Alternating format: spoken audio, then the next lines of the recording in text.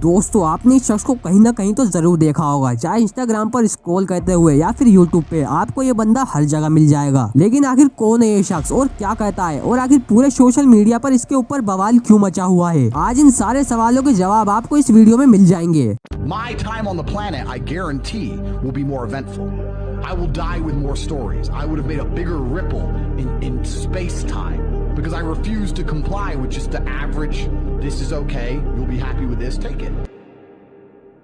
तो इसका नाम है एंड्रू टेट और इसने अभी हाल ही में इस्लाम कबूल किया है और इस्लाम कबूल करने के कुछ ही टाइम बाद इसके सारे सोशल मीडिया अकाउंट बैन कर दिए गए और साथ ही इसे अरेस्ट भी कर लिया गया। लेकिन आखिर इसके साथ ये सब क्यों हो रहा है, इसके ऊपर इतनी सारी कंट्रोवर्सी क्यों है, इसके लिए हमें एंड्रू टेट की लाइफ के बारे में जानना होगा। एंड्रू के फादर एक रिटायर्ड रेसलर थे और अपने रिटायरमेंट के बाद वो चेस खेला करते थे। अपने फादर को देखकर एंड्रू ने भी चेस खेलना शुरू कर दिया और देखते ही देखते वो चेस में इतने माहिर हो गए कि सिर्फ 15 साल की उम्र में ही उन्होंने इंडियाना स्टेट चैंपियनशिप जीत ली। सब बिल्कुल ठीक चल रहा था, लेकिन कुछ ही टाइम बाद उनके मॉम और डैड के बीच डिवोर्स हो जाता है और डिवोर्स होने के कुछ टाइम बाद उनके फादर की डेथ हो जाती है, जिसके बाद एंड्रू अपने भाई और मॉम के साथ इंग्लैंड शिफ्ट हो जाता है। उनकी आर्थिक स्थिति बिल्कुल भी ठीक नहीं थी और उनकी मॉम छोटा मोटा काम कर कर घर चला पाती थी और इंग्लैंड में चेस भी कुछ इतना खास नहीं था कि एंड्रू चेस में अपना करियर बना पाए। तो फ्रस्ट्रेशन उतारने के लिए एंड्रू ने बॉक्सिंग करनी शुरू कर दी और फिर देखते ही देखते 4 बार बॉक्सिंग में वर्ल्ड चैंपियनशिप भी जीत गए। लेकिन उन्हें बॉक्सिंग में एक बार बहुत सीरियस चोट लग गई और उन्हें फिर रियलाइज हुआ कि वो अपनी जान दांव पे लगा के बॉक्सिंग कर रहे हैं। जरा सी चूक की वजह से उनकी जान भी जा सकती है, तो उन्होंने बॉक्सिंग छोड़ दी और कोई नया बिजनेस शुरू किया। और एंड्रू की ये बहुत अच्छी बात थी कि उनके कई बिजनेस फेल हुए, लेकिन उन्होंने कभी भी हार नहीं मानी। देखते ही देखते कुछ टाइम बाद कोरोना वायरस आ गया, जिसकी वजह से एंड्रू कुछ भी नहीं कर पा रहे थे। तो उन्होंने फिर एक कोबरा टेट के नाम से वेबसाइट बनाई, जिसमें वो अपने कोर्सेज बेचा करते थे कि सक्सेस कैसे हो, पैसे कैसे कमाए और मैट्रिक्स को ब्रेक कैसे करे। अब ये मैट्रिक्स क्या है? अगर आपने द मैट्रिक्स मूवी देखी है तो आपको पता होगा कि उस मूवी में नियो का मोर्फियस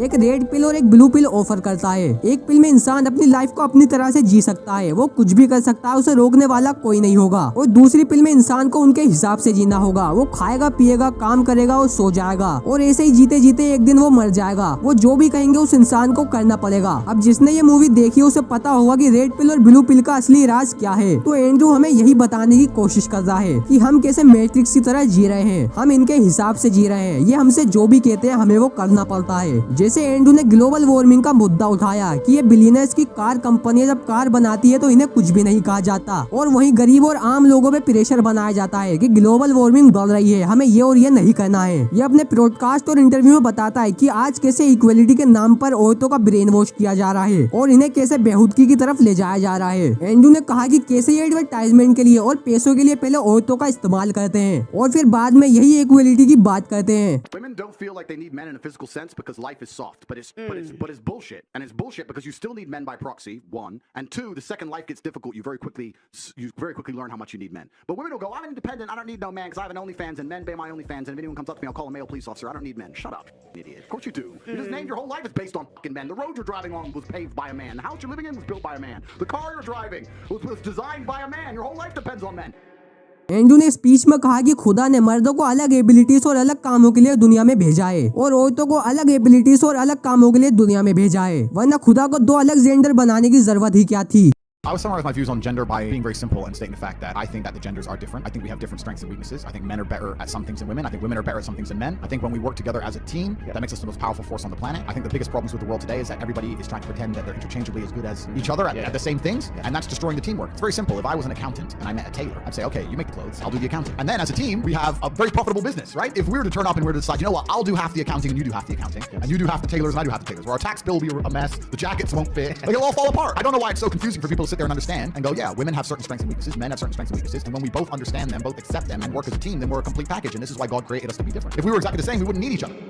और इन्हीं सभी बातों की वजह से ये एक न्यूज का मुद्दा बन गया है कि एंड्रू टेट वायलेंस फैला रहा है, लोगों का ब्रेन वॉश कर रहा है और एंटी फेमिनिस्ट बातें कर रहा है। इन्हीं सभी बातों की वजह से पहले एंड्रू को सोशल मीडिया पर बैन किया गया, लेकिन हाँ बस ट्विटर पर बैन नहीं किया क्योंकि ट्विटर एलोन मस्क ने खरीद रखा है। और फिर कुछ टाइम बाद रोमानियन पुलिस एंड्रू और उसके भाई को ह्यूमन ट्रैफिकिंग के केस में अरेस्ट कर लेती है और एंड्रू ने अरेस्ट होने से पहले ट्वीट करना शुरू कर दिया था कि मैं अरेस्ट होने वाला हूँ और ये मैट्रिक्स मुझे मार देगा। और उसकी ये बात दिसंबर की लास्ट में सच साबित हुई जब रोमानियन पुलिस एंड्रू को अरेस्ट करके ले गई, लेकिन केस लंबा होने से पहले ही एंड्रू को बेल मिल गई और वो छूट गया। और उन्हें वापस आकर एक ट्वीट और किया जिसमें उन्होंने कहा कि मैट्रिक्स मुझे पकड़ने आया और मैं बच गया। मतलब आप समझ सकते हो कि ये किस लेवल का बंदा है और इसे लोग ऐसे ही जीनियस नहीं कहते। लेकिन गौर करने वाली बात यह है कि एंड्रू ने आवाज उठाई तो उसे अरेस्ट कर लिया गया। और जहाँ सच में गलत हो रहा है, जहाँ पे सच में ब्रेन वॉश किया जा रहा है, वहाँ पे ये लोग कुछ नहीं करते। जैसे कई केस सामने आए हैं कि इन वेस्टर्न स्कूलों में कैसे छोटे छोटे बच्चों को होमोसेक्सुअलिटी के बारे में पढ़ाया जा रहा है। मतलब बिल्कुल ही छोटे छोटे नादान बच्चों को जिनका ब्रेन अभी डेवलप भी नहीं हुआ, उन्हें ये सब चीजें सिखाई जा रही हैं। मुस्लिम ऑर्गेनाइजेशन और क्रिश्चियन ऑर्गेनाइजेशन ने इन कई सारे स्कूलों में केस किया है जहाँ पे ये छोटे छोटे बच्चों को इतनी बेहूदगी की बातें सिखा रहे हैं। यहाँ पर ये लोग कुछ नहीं करते और जब एंड्रू इन सब के बारे में बात करता है तो उसे अरेस्ट कर लिया जाता है। Leave the kids alone.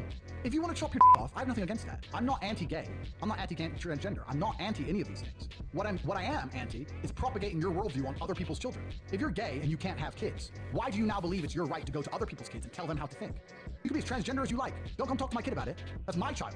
I will program my child with my worldviews. I raise them. I pay for them. They're my kid. They're not your kid. And they're not the government's kid. बस इन्हीं सब की वजह से Andrew Tate पूरे social media पर viral हो गया है। और आप अंदाजा लगा लो कि ये किस लेवल पर वायरल हो रहा है, क्योंकि इसके सारे सोशल मीडिया अकाउंट बैन होने के बावजूद इसकी ग्रोथ बढ़ती ही जा रही है। और अगर मैं अपनी बात बताऊं तो मुझे एंड्रू पर्सनली पसंद है, क्योंकि बंदा बिल्कुल सही बात करता है। जिंदगी सिर्फ खाना पीना और सोने के लिए नहीं है, जिंदगी को और भी बहुत अच्छी तरीके से जिया जा सकता है। हमें अपना एक गोल बनाना चाहिए और उस गोल को अचीव भी करना चाहिए। एंड्रू की लाइफ भी पहले बहुत मुश्किल थी, लेकिन आज वो बहुत बड़ा मिलियनर है। और वैसे तो एंड्रू के पास बहुत सारी लग्जरी कार्स है, लेकिन उसके पास एक कॉपर कलर की बुगाटी है और इस कलर की बुगाटी पूरी दुनिया में और किसी के पास नहीं है। बस आज के लिए इतना ही। तो ये थी एंड्रू टेट की पूरी स्टोरी। वीडियो को एक लाइक जरूर करना और अब तक सब्सक्राइब नहीं किया तो चैनल को सब्सक्राइब भी कर देना। मिलते हैं अगली वीडियो में, तब तक के लिए अपना ध्यान रखना।